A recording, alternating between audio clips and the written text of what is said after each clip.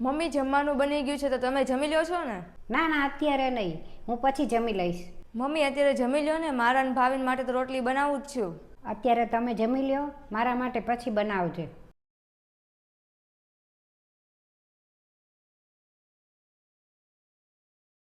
અરે હું થયું આટલા ગુસ્સામાં હું કામ આવી છો? આ મમ્મીનું હવે રોજનું થઈ ગયું છે ને જો આવું ને આવું ચાલતું રહેશે ને તો હું છે ને જલ્દીથી જલ્દી મારા ઘરે વહી જઈશ. અરે હવે હું કર્યું મમ્મીએ?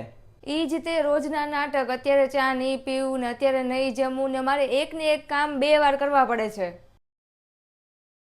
એક કામ તમારા માટે કરવાનું ને એક મમ્મી માટે કરવાનું. હું તમારી વહુ છું કે પછી એમની નોકરાણી? હવે શાંતિ રાખ તું, હું મમ્મીને વાત કરું છું. હા મહેરબાની કરીને જલ્દી કરજો. હા હા. અરે જમી લ્યો ને મમ્મી, બધાની એક હારે રોટલી થઈ જાય ને. અરે પણ ભૂખ જ નથી તો હું પરાણે ખાઈ લેવું? કાંઈ વાંધો નહીં મમ્મી, ભૂખ લાગે ને ત્યારે મને કહેજો, બનાવી દઈશ. અરે પણ હું કામ ભાઈ? હવે અત્યારે આપણે જમીએ છીએ તો પછી આપણી હારે જ તો જમી લેવું જોઈએ ને એનાય તે. અરે જવા દો ને, હું બીજી વાર રોટલી બનાવી દઈશ. અરે પણ હું કામ તું બીજી વાર બનાવે તે? તું આ ઘરની વહુ છો, નોકરાણી તો નથી ને. અને એ દર વખતે ને એવું થઈ ગયું છે. હવે સવારનો નાસ્તો હોય તો પછી ઘડીક વાર રહીને કરે, બપોરનું જમવાનું હોય પાછું ઘડીક વાર રહીને કરે. આપણી હારે તો કરવું જ નથી કાંઈ. એ આખો દિવસ નવરા હોય એટલે એનો અર્થ એવો નથી ને કે બીજા બધા આખો દિવસ નવરા જ હોય.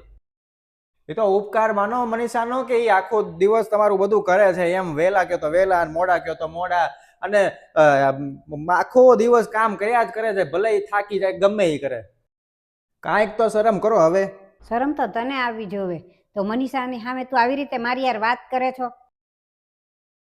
મારી ઉપર એહસાન ન કરતા અને મારી હાટું ગરમ જમવાનું ન બનાવતા. અને ગરમ હું તો એમ કહું છું કે મારી હાટું કાલથી જમવાનું જ નહીં બનાવતા. અને તું નહોતી ને ત્યારે હું મારા હાથે જ બનાવતી હતી, મારા માટે અને ભાવિન માટે, બેય માટે. તો કાલથી હું મારા માટે બનાવી લઈશ. અને તું ભૂલી ગયો, સ્કૂલે જાતા પહેલાંય તને ગરમ જમવાનું બનાવીને દેતી હતી ને સ્કૂલેથી આવ ત્યારેય તે તને ગરમ જમવાનું બનાવીને આપતી હતી.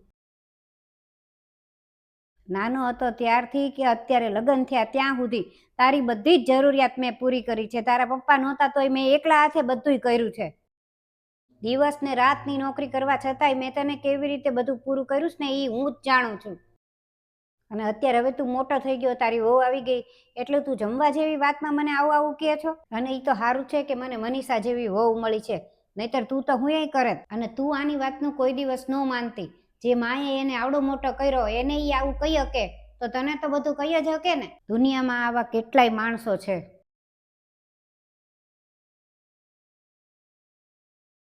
મને માફ કરજો મમ્મી.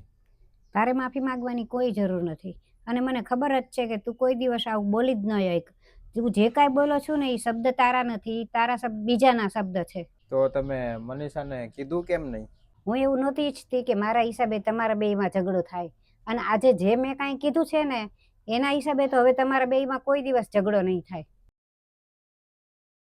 અને આજ પછી હવે કોઈ દિવસ ઈ મારી ફરિયાદ તને નહીં કરે. તોય મને માફ કરજો મમ્મી. અરે આવું બધું તો પરિવારમાં હાલ્યા જ કરે, એમાં કાંઈ માફી માંગવાની ન હોય.